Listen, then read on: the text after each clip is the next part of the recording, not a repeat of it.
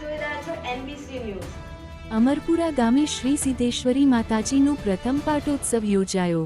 માણસા તાલુકામાં 4 ગામના સીમાડાઓ વચ્ચે સિદ્ધેશ્વરી માતાજીનું ભવ્ય મંદિર આવેલું છે।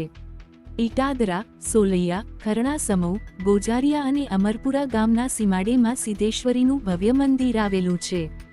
ગત વર્ષે માતાજીનું ભવ્ય મંદિર બન્યા બાદ 3 દિવસ પ્રતિષ્ઠા મહોત્સવ પણ યોજાયો હતો। દર પૂનમે 4 થી 5,000 માણસનો જમણવાર પણ યોજાય છે। સિદ્ધેશ્વરી માતાજીનો આજે પ્રથમ પાટોત્સવ યોજાયો હતો, જેમાં સવારથી ભક્તોનું ઘોડાપુર ઉમટ્યું હતું। 10,000 ભક્તોએ માતાજીના દર્શન કરી આશીર્વાદ લીધા। માતાજીમાં દરેક ભક્તને એક અતૂટ આસ્થા અને શ્રદ્ધા રહેલી છે। સિદ્ધેશ્વરી માતાજીના મંદિરે લગ્ન પ્રસંગનું પણ આયોજન કરાય છે। આમ 4 ગામના સીમાડેમાં સિદ્ધેશ્વરીનું એક સુંદર અને અતિ પ્રાચીન મંદિર આવેલું છે। ગુજરાતમાં રાખ્યું નોમ બેઠી સજી ગોમે ગોમ, ઓ લેતા એનું મુખે નોમ થઈ જાય બધા કોમે કોમ, લેતા એનું મુખે નોમ થઈ જાય બધા કોમે કોમ।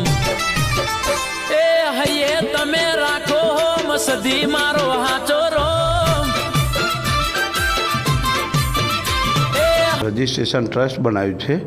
અહીંયા એક મંદિરનું સ્વરૂપ આવ્યું। પહેલાં નાનું મંદિર હતું, પછી મોટું અમે બનાવડાયું। આ મંદિર બન્યું એના પછીનો આ પ્રથમ પાટોત્સવ। હવે આ પ્રથમ પાટોત્સવની અંદર હું પોતે અહીંયા ટ્રસ્ટી છું અને મેં મારા મધરના નામે ગંગા સ્વરૂપ રહીબેન ગોવાભાઈ રણછોડભાઈ અમરપુરા ખરણા, બરાબર, એમના નામે મેં અહીંયા દાતા તરીકે સંપૂર્ણ ખર્ચ આપવાનું નક્કી કરેલ છે। અને આની અંદર 4 થી 5 ગામની પબ્લિક અહીંયા આવે છે, વત્તા ફરતા ગામના બીજા આવીએ જુદા, વત્તા આપણા આમંત્રિત મહેમાનો જુદા।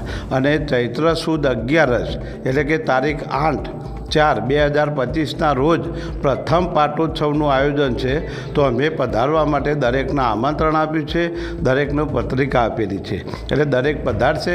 અને કાલે અહીંયા મોટો પ્રોગ્રામ થવાનો છે અમારા।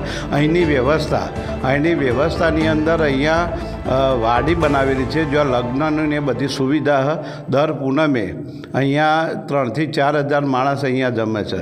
દર પૂનમે 3,000 થી 4,000 ને 11 આવે એટલે દરેક દાતાઓ હોય છે અને અહીંયા માતાજીનો પાટોત્સવ ઉજવાય છે અને ફરતા ગામમાંથી બધા